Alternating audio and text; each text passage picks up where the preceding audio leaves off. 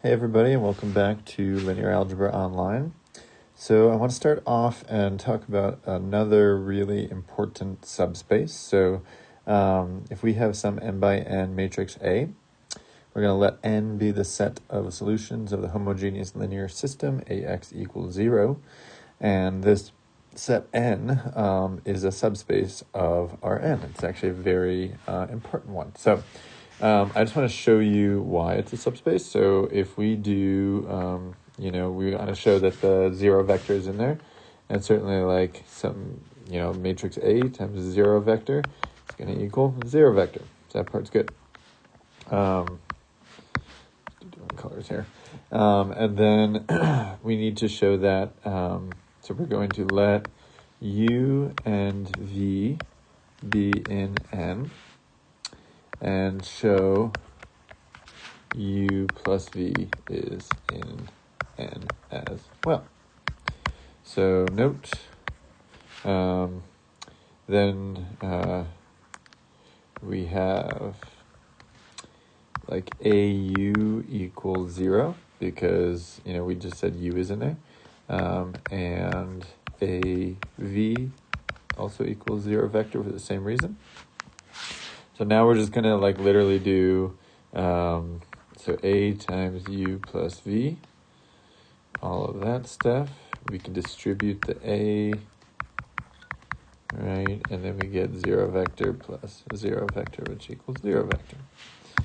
So that's the closure with addition. And then scaling, closure by, closure by scalar multiplication. We have that we need, so if AU equals 0, we need CU to also equal 0 vector. Should be better with metal arrows. And so for this one, basically, it's really quick. We can move the scalar out in front, right? And we know that A times U is 0, so now we're just going to pop in 0, and then that truly is 0, right? So this does it. This proves that the set of solutions of that homogeneous linear system is a subspace. And it is a very important subspace and actually gets a name. So the set N is called what we call the null space of A, and it's denoted null of A. And it's very, very important space, basically. Basically, the things that get mapped to 0. Like, if you think about it, actually, let me go back here for a second. So, there's lots of, I think I've used this example a few times. You could have some vectors that are all lined up like that, and you could have some sort of matrix that basically squashes all of those vectors down to the x-axis, right? And when you do that matrix transformation, maybe some of them just get squished to the 0 vector, and namely, I'm thinking of ones like this, right? So that vector right there would, by A, because of this projection down kind of to the x-axis thing, it will basically just end up right there. That yellow vector, or really anything on here, right? All those yellow vectors would get squashed down to that point, that 0 vector. So those kind of things are what I'm talking about. Those vectors are in the null space. All right, so I want to start off with just kind of an important proof here. So it says, if A is an n by n matrix, prove that every vector in the null space of A is orthogonal to every vector in the row space of A. All right, so to start this off, I'm going to let A be this matrix where we have just like A11, A12, all the way up to, A1n. And then we're going to have like A21, right? And we're going to go down to AM1, because it's n by m, right? Or sorry, it's m by n. And then we're going to kind of, this will be A22, and that pattern will continue. And then this pattern will continue, and this pattern will continue. And we would be like A, M, N. Yes, I did that correctly. Okay. And so if you think of that matrix A times some vector x, right? Basically, you could write this, right? You could write that matrix with in row form, right? Because we're talking about the rows of A, as A11x1 plus A12x2 plus blah blah blah plus A1n xn, right? And then I'm not going to write this every time, it's too much writing. So then dot dot dot, then am1x1 plus am2x2 plus blah blah blah plus amnxn. Okay. So literally, if you just, did some column vector over here, like x1 through xn, right? And you did your multiplication, your matrix multiplication, or matrix vector multiplication, you could get, these would be rows of, that product. Now, that is what A times X would be, right? It's a M by 1 matrix, right? So if you look at what this is saying, okay, the important thing to realize here is that we have actually the structure of like A1x. I'm going to explain what A1 here is in a second. So A1, A2, AM, that's what I'm calling the like rows of A, basically. So like the first row of A was A11, A12, all the way over, right? So if you look at it, that's, it's this row is the dot product of A1 with X. And all of those, right, have to be equal to the 0 vector, because we're saying that something is, we're saying that for every vector in the null space, right? So these are like my vectors in the null space that I'm talking about here. And so if you look at what it says, right, it says that any like A sub I dotted with X is 0. So any vector, like those are the X ones, right, in the null space of A are perpendicular to the row space of A. And that's it. And this is, arbitrary row, like A1 through M. So something kind of important to think about. There actually is a lot of geometry behind how all these subspaces relate, actually. And that's something we'll kind of get into more. But this one is important. It's saying that, any vector in the null space is just perpendicular to every vector in the row space. All right. So kind of switching gears, I want to talk about, so we've talked about subspaces for a while now, and I want to talk about a basis now. So a basis is a very important concept in math and used in a ton of different ways. Once we get to the point where we can talk about abstract vector spaces, you'll see how important I think basis vectors become. And those of you guys that have taken differential equations, we actually talk about like eigenfunctions and different things there. But this is going to start to meld with some of that stuff that we've talked about before. So to start off here, so we know that a plane through the origin forms a subspace of R3. Talked about that. And we will often need a way to describe some subspace, for example, with vectors. And the formal way to do this is to find this thing we call a basis. So it's basically like our building block for the subspace. It's the thing or things that we use. It's really it should be singular. I'm kind of misspoke there. So it's not, the set can have multiple things in it, but this is a singular thing. You can even see down here, it says a basis. But it's a set of vectors that will do these two things, that they're going to span S, and they're going to be linearly independent, okay? And so if we take x, y, z, all right, then if you take this red plane, this is the xz plane, okay? A basis for the red plane would be, you could take, I hat and k hat.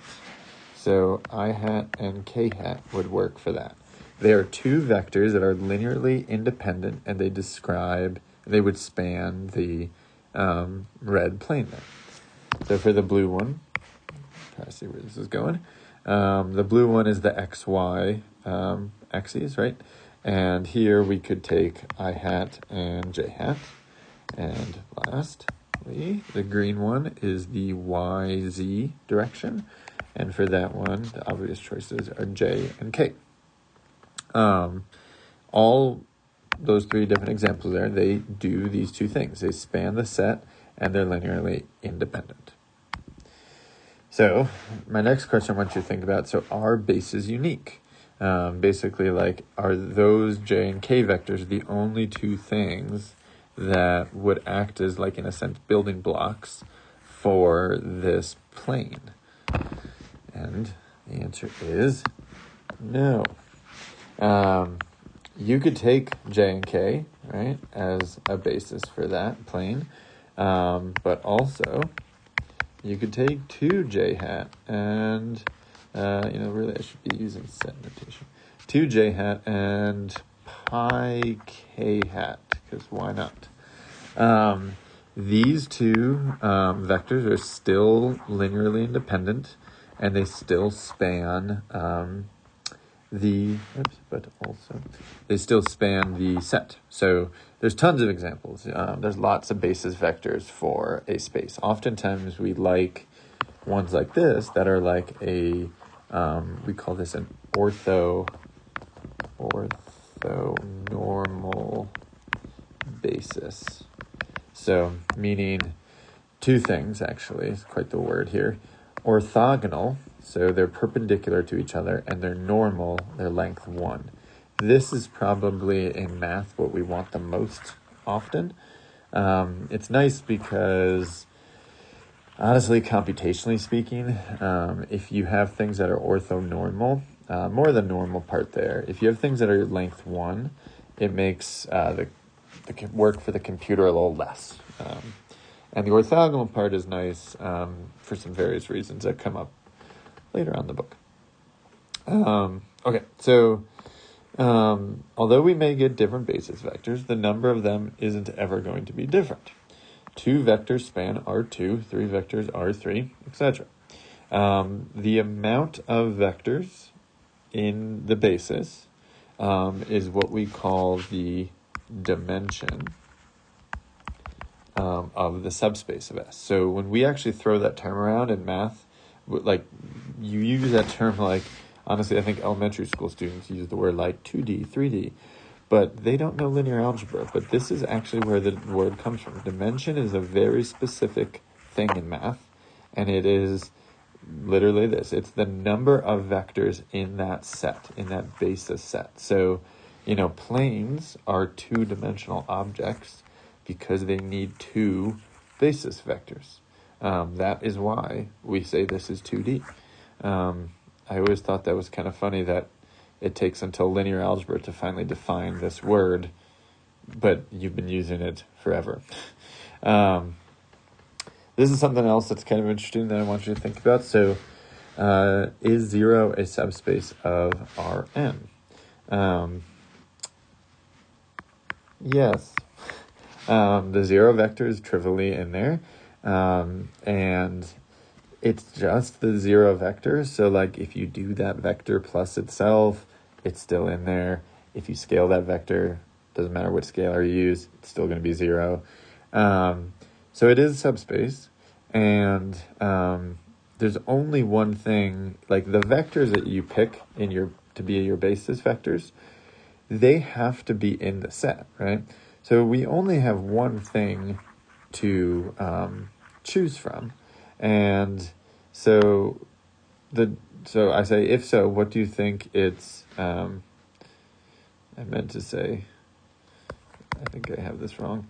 Its dimension is, and the dimension is 0. You can also think about this last part I'm saying here. So as soon as you introduce the zero vector, we know that it makes a set linearly dependent. And one of my important conditions is that the vectors are linearly independent. So basically there can be no vectors as a basis for the trivial subspace, the zero subspace. Because as soon as I had some basis vectors, they need to be linearly independent, but the zero vector is all there is, so I don't have linearly independent vectors to choose from. So there are no vectors in the basis because that vector is the nothing vector. It's kind of weird, but yeah, this is like a formal definition of dimension. Things like this have dimension 0. R2, dimension 2, because there's 2 vectors in the basis. All right, so I want to turn to doing stuff like this now. So we need to make sure that we can find the basis for things like the row space of a matrix. So one of the things that's in the book that I didn't prove is that if B is any matrix that is row equivalent to another matrix A, then row space of B is equal to the row space of A. Fancy way, so this is theorem 3.2 in the book. But it's a fancy way to say basically that you can do like row reduction on a matrix, and whatever you get, the row space of that reduced matrix should still be the row space of like the original one, which really isn't too hard to believe. When we do row reduction, we're just, adding, subtracting. We're not doing anything super fancy and like really transforming anything yet. We're just, it's literally, to me, like row reduction is like, why work with 2x plus 4y equals 6 in math when I can work with x plus 2y equals 3? These things right here are mathematically the same object, right? So mathematically, the RREF of A is like equivalent to A, right? Basically, they're more or less the same thing, just like these two are the same thing. So I'm just going to kind of put that over there. So really, the easy way to do this, if we want to find a basis for the row space, it can be simplified to finding the row space of the RREF of A. And so once again, in linear algebra, we just take the RREF of this thing and we get this matrix. And now, the row space is just the dimension.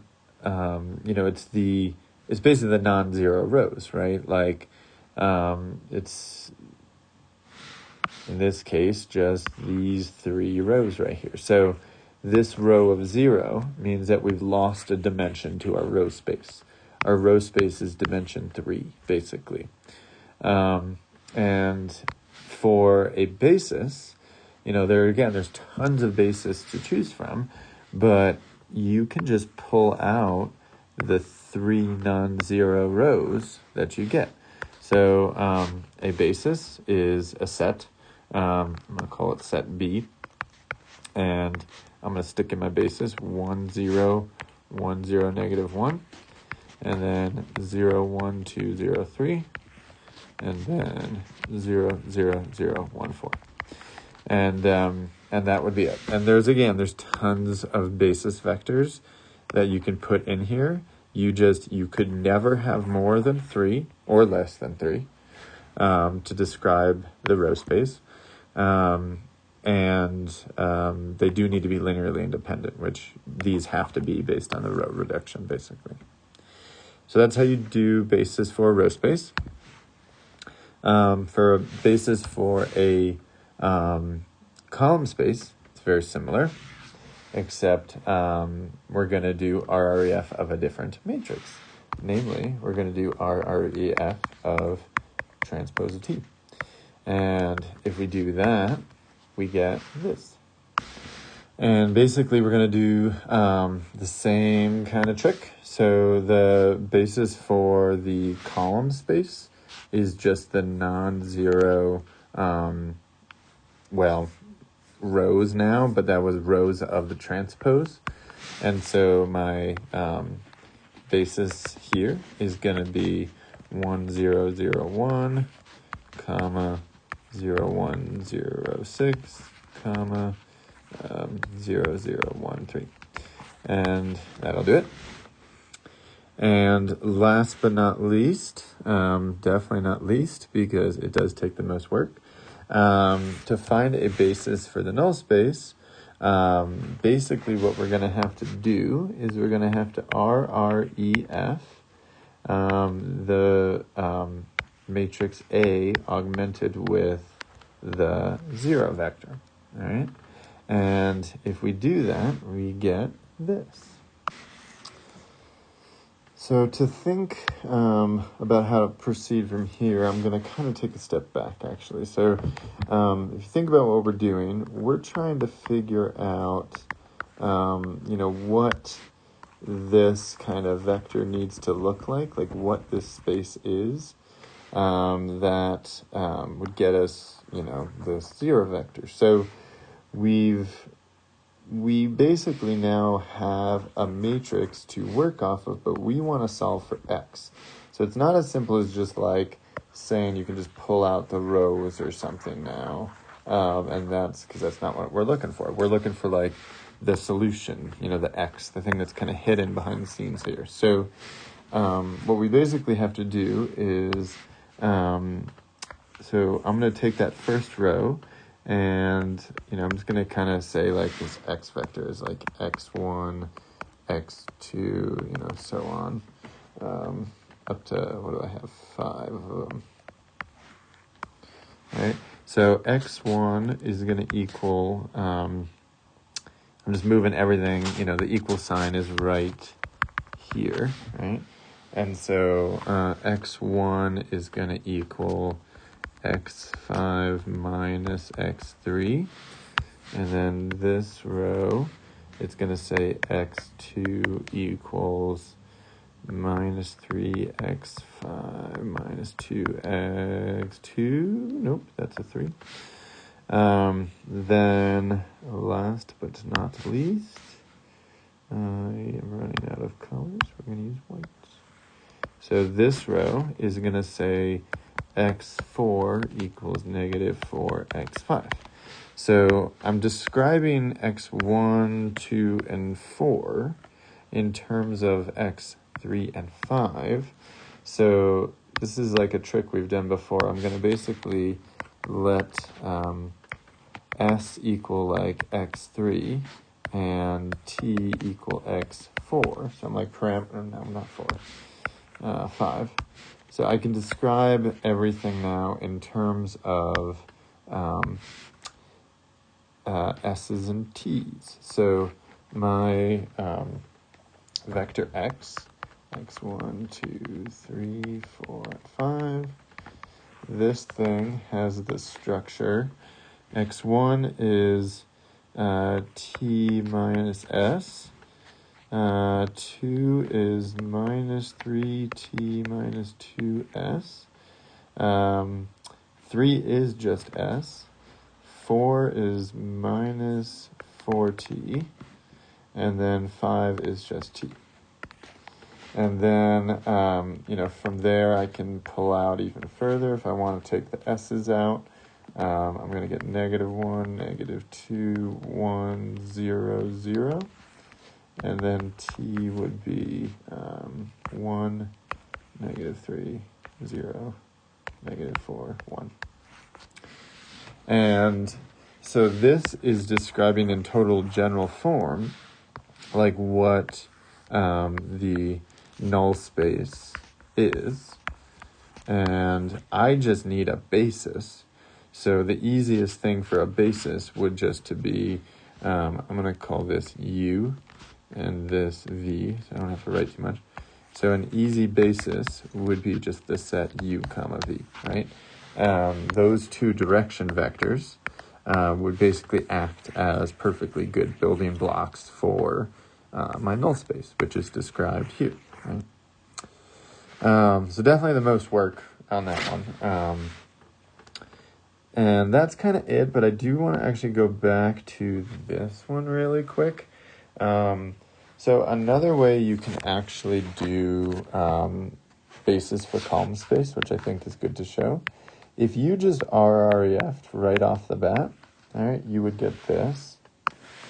And another way that you can actually kind of get the basis for the column space is, so there's some like free variables here. I wanted to do this after I did this, because the same way that I have these free variables here, and I like described x1 in terms of these two, x2 in terms of these two, and x3 in terms of this one, I guess. I can do the same. I can kind of imagine that this, and this are like the linearly independent, things that make up the space most importantly. And if I just backtrack to where they come from, and they do literally align perfectly like that, right? I could take this vector, this column, and this column as a basis. And that's just like another way to go about doing it. So you can take, you can reduce it, look at where you have sort of your unique vectors that you don't want, like the free variable ones, and ignore those extra ones, and then backtrack and just pull out the columns here as your basis vectors. Or you can just RREF AT and literally just pop those in as your basis vectors. Either way.